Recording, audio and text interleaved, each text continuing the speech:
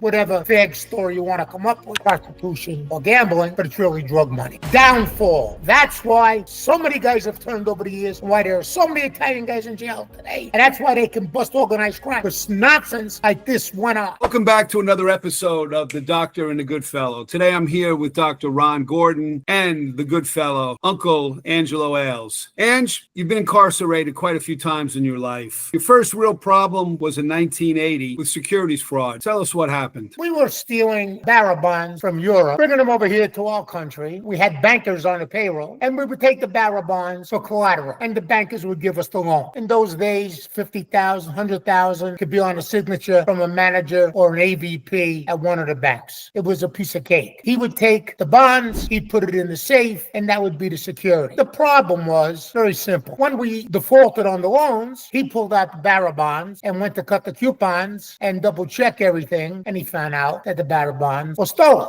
Now he doesn't have the collateral, and his bank is on a hook for whatever the denomination was at the time. Now, he had to work with us because most of the bankers we used, they had issues. Drug use, prostitutes, gambling debts, invited to Atlantic City parties on a weekend without their wives or their loved ones knowing. So it all went hand in hand. But like you'll find out, ladies and gentlemen, in future podcasts, you always get a weak link in the chain. And even though you think you have it under control, somebody falls. And that's how we got busted. So let me ask you a question. You weren't the originator or the mastermind of this. How did you get involved with that? And who were you around who brought you into the fold? Well, first of all, what you just said is not correct. And if you're going to cut me short on what ability I had as a businessman, where are we going to go? I started out as a businessman, not as a wise guy. The whole idea was my idea. Now, why was it my idea? Because I had the bankers from years ago that I was doing business with. If you remember in our first episode, I got busted for bookmaking at my 7-Eleven store. So I had these guys owing me money left and right. And then over the years, they told me how to apply for loans and what to do. So I was the mastermind for whatever it's worth. Now, did I know where the barrel bonds were? No. I had to do a lot of homework. I had to go to other people, outside sources, and not Italian guys, crackers, white boys, guys in the banking industry. And then they turned me on how to do it, who to bribe, who not to bribe, and that's how I got it. Very interesting. So what you're saying is the whole banking industry is corrupt. Well, Mr. Narrator, I'm going to answer that with a 10-second clip here. Our audience will hear things in upcoming podcasts about the banking industry that they're just going to shake their head about. My answer to you, sir, is absolutely positively, of course. Is it everybody? No. But are there enough for criminal activity to breed, survive, and flourish? Yes. It's 1980. You get busted, and you get 3 years in federal prison, correct? Your first real incarceration. And what was that like, and where were you? Well, I'm not going to sit here and have all this bravado and turn around and say that that was nothing. It was scary. I never forget being brought to MCC in New York. I remember my first 2 days, maybe even a little tear in my eye at nighttime. But after the 72-hour period, I'm playing ping pong, I'm playing pinochle, I'm playing spades with the brothers. And I said, this is a piece of cake. About a week later, we all got on a bus and we were designated. My institution was Lewisburg. And my first stop was Lewisburg Penitentiary. And I don't want to get into it today, how intricate that was, the politics. But our audience is going to find it very intriguing. Who was there, when I got there, how I found out, how I made a future friend that lasted 45 years until his death a couple years ago. That'll be for another episode. Was I nervous? Yes. Did I settle in like it was made for me? Yes. And I'm going to do a little plagiarism here. If the glove fits, don't acquit, because it must have been made for me, because I fit in like a duck in water. Thanks for that insight, Ange. Doc,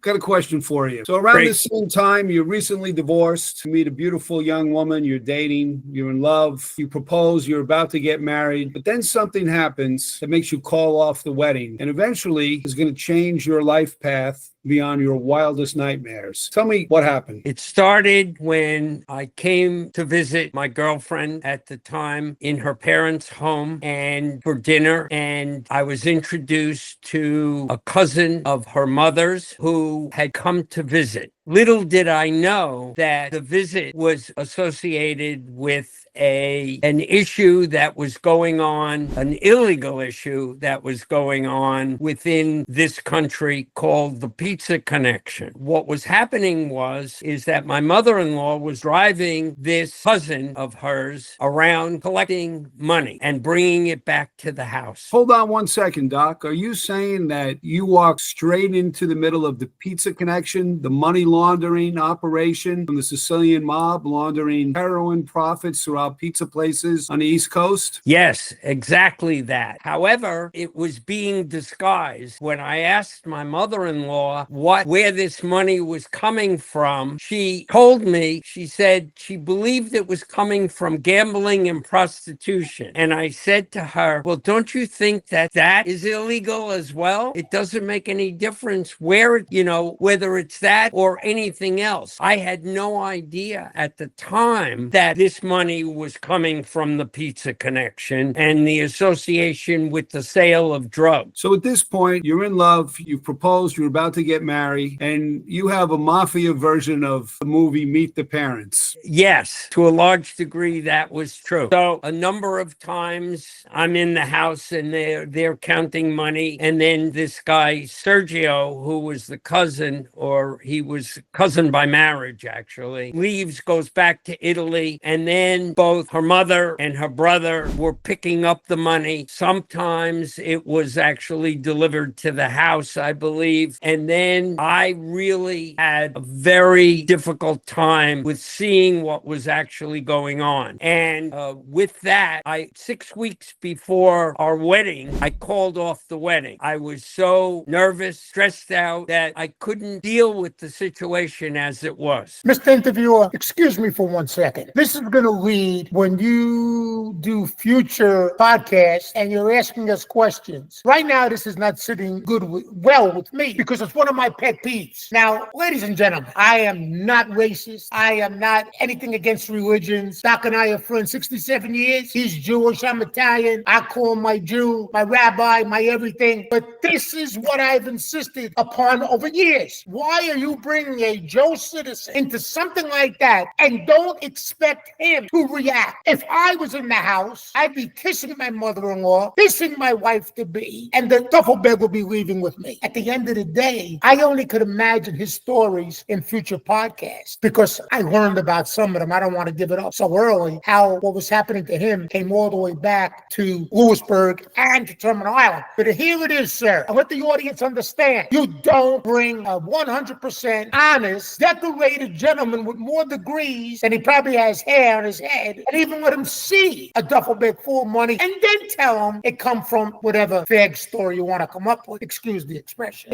Prostitution or gambling, but it's really drug money. Downfall. That's why so many guys have turned over the years, why there are so many Italian guys in jail today. And that's why they can bust organized crime. Because nonsense like this went on. So, Angie, you mentioned something that this got back to you while you were in Lewisburg. What did you hear and what did you think? Doc might know this, and he could interject, right, if my information was wrong. There was a man by the name of Rosario Gambino. He did a lot of time, all right, in our Federal Bureau of Prison system. He was one of the main conduits from Italy to here with the Pizza Connection. I was there with guys that were heroin dealers and that were involved. Now, I never knew or thought about it in my wildest dreams that it was my childhood friend who was involved, but I heard about this nonsense that was going on and things that I don't want to give up now for future podcasts on what Doc's going to explain happened. But it's my case in point. Okay, why are you bringing in this gentleman? Why? Why are you even telling him? Keep it under wraps. Keep it on a down low. Let him cut up the bodies. We cut up bodies, but different than he does. Okay, so at the end of the day, come on, man. So that's how I heard about it in prison, because I was there with people that were connected, not indicted yet, but connected with the so-called Pizza Connection. So in your wildest dreams, Angelo, you never thought in a million years Doc Gordon was unknowingly in the middle of this. Is that correct? You're a very, very, very intelligent man, Mr. Interviewer, and you're very, how can I say it? You think outside of the box. And I'm going to thank you for saying that and putting it the way you do. I do talk at times like a street guy. You do talk like an intellect, but at the end of the day, you're 100% correct. You could have put $10 million in front of me. Only it's mine. Guess who the person is? He would have been the last person that I ever, in my wildest wildest dream would have thought. Even when I got busted for bookmaking, I was embarrassed to let him know. That's how straight-laced he was. Keep the straight-laced people on the left and let the crooks and iron and steel people, remember the expression, Mama irons and I steal, and keep that to the right. Don't go mingle the two. So, Doc, you call off the wedding, but obviously you're in love. What transpires? Because eventually you get back together and you do get married. That's correct. Well, it was about at least a month, 2 months. I think it was more like 2 months after the situation.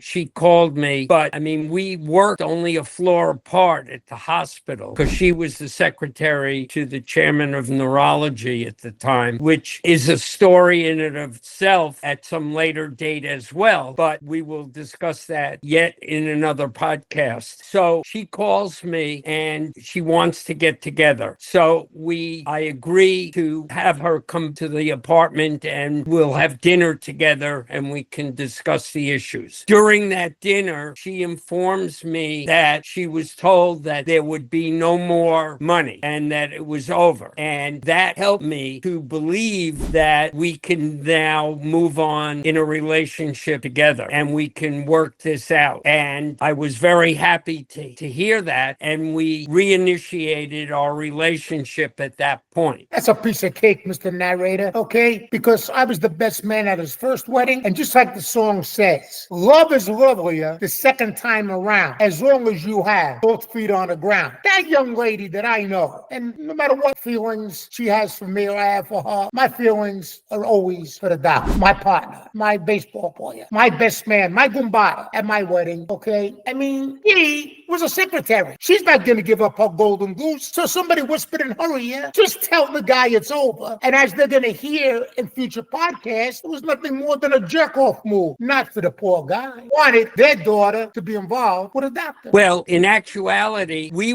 got married in January. We had been supposed to be married in October. We then got married in January. And then in July, we went to Italy to meet her additional family that didn't come in for the wedding. And we also stayed in Sergio's condo in Sicily. And we were told at that point that it was in fact over for us, or at least that's what we were told. All right. And the one thing that was very interesting, and we'll go back a little bit, is that my wife was accustomed to understanding what was going on with regard to any of this, because Patsy Conti, who was the lieutenant, who was a captain in the Gambino crime family, was her godfather. All right. And her parents used to go to Patsy Conti's mother's home for dinner on Sundays all the time throughout her life. She even met Carlo Gambino and said, I've heard it numerous times. All right. He was such a sweet old man. All right. So,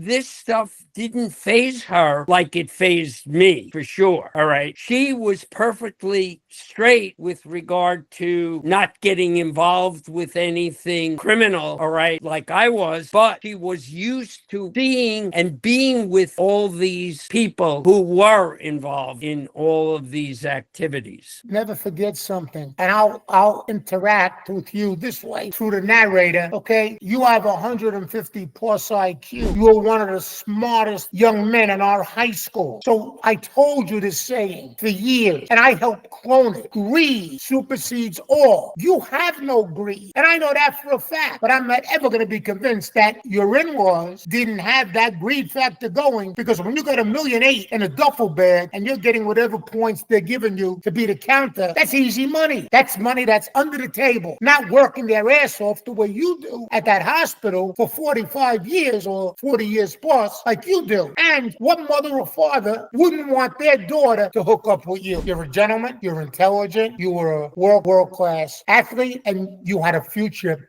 that was bright. You didn't have to count money in a duffel bag. But remember, and I'll say it again to our audience, greed supersedes all. So, Doc, got to ask you another question. So now you sort of know you're married into a mob family. You've spent a little time in Italy, but you've been assured that nothing illegal is ever going to affect your wife or your family. What were the early days of the marriage like? Going to Patsy Conti's mother's house for dinner? They were actually quite good. I mean, we didn't go every Sunday anymore. That had stopped sometime prior to me. It was an intermittent issue, and we enjoyed life. And then my wife became pregnant, and we expecting a child, ultimately our first daughter, who was born in May of the following year. And there was a major issue occurred. Well, we're going to hold off on that major issue, and I want to get back to Uncle Ange. So, Ange, you served 3 years at Lewisburg. You're around, I'm assuming you were around a lot of Italian guys there, and a lot of well-known Italian guys. Is that correct? You get out. What do you do after you get released? Let me back you up a little bit. I wasn't a penitentiary level guy. I was really a camp. If you had good behavior in the penitentiary, they moved everybody over to Lewisburg camp, which became very famous in the movie Goodfellas. When Paul Sorvino and Joe Pesci were cooking in that so-called kitchen, they used the camp headquarters for a movie set. So they moved us out to the camp. Now, I'm not going to get into what happened out there because, again, God willing, we have many months, many years with this podcast. I'll give you that the other day. But yes, different Italian guys, different affiliations. And I still had a hook. And the hook was that my father's uncle and my great uncle, Paul Shaka, was for a short time the boss of the Bonanno family when Joe Bonanno went to Arizona on the kidnapping, which turned to be a false case, on the kidnapping thing. And I guess I thought I could do whatever I want. Our audience will hear who I met there, and that gentleman's still alive today. We made a bonding friendship, and, the rest is history. But what I'm segueing into for later podcasts, how I went against the grain of Italian people and became a brother with a man that outside of organized crime, I did many things with. I revealed some of them on another podcast, but I've saved the best and the juiciest for ours. So I got a lot of static for what I did because I stepped out of the norm. Italian guys stayed together. We didn't associate with other groups. That wasn't my calling, sir. My calling was united we stand, departed we fall. We're all wearing the same uniforms. We're all under the same roofs. We all have the same rules and regulations. Okay, let's work together. But I was still fresh. You told our audience, Mr. Narrator, it was my first incarceration. And I was still learning. And some of the stories that are going to come up, if it doesn't make the hair on the back of the neck of our audience stand up, you know what they should do? Never watch our podcast again. Because I'm going to give them truth after truth after truth. Yes, I'm going to change some names. And yes, I'm going to respect and protect people that are still active today. You would think, how many could there be? Only a few. I'm 76 years old. And they were all 10 years older than me. But I respect to this day the ones that are still alive. But I am guaranteeing you, and excuse the metaphor I'm about to use. Doc, excuse me, Mr. Narrator. Just like everybody tuned in when they wanted to know who shot JR on Dallas, they're going to want to tune into this because the stories I have, unlike Doc's stories, which would be good for people that are interested in medical procedures and saving lives, mine are going to be very interesting. So get out in 84, and then you get violated again in 86. And, by this time you're married, right? And you have your first child. Absolutely correct, sir. Got violated in 86 for one of the few technical violations you can get. There's about 6 of them, and mine was affiliating with known felons. Known felons that are part of organized crime. But at that point, I was deep, Mr. Narrator. I was deep in what I was doing, which I'll explain in our future episode. So you're married, you have a child, you now get violated, you do another 9 months, you come out. And at this point, what's your mindset? Are you committed to a life of crime, or are you saying, hey, I got a family, that's enough? Like you said, you were a businessman. You could have went either way. Which way did you choose? I will try not to be repetitious, which you're not supposed to be. Greed supersedes all. I might have been and had some amount of greed because money makes the blind see and the cripple walk. And remember our first podcast, Mr. Narrator. I talked about taking down 7-Eleven for $140,000. I talked about being a bookmaker, unbeknown that that's what I was. At a 7-Eleven store at the ripe old age of 23. What does that say, sir? You think really that's what I was? A criminal at heart? Uncle Ange, interesting life so far in the mid-'80s. Obviously, 2 incarcerations in and some big crossroads coming up for you. Doc, your story is fascinating, and it's about to get a lot more fascinating in upcoming episodes. I want to thank everybody for tuning in to The Doctor and the Goodfellow, and we'll see you all real soon.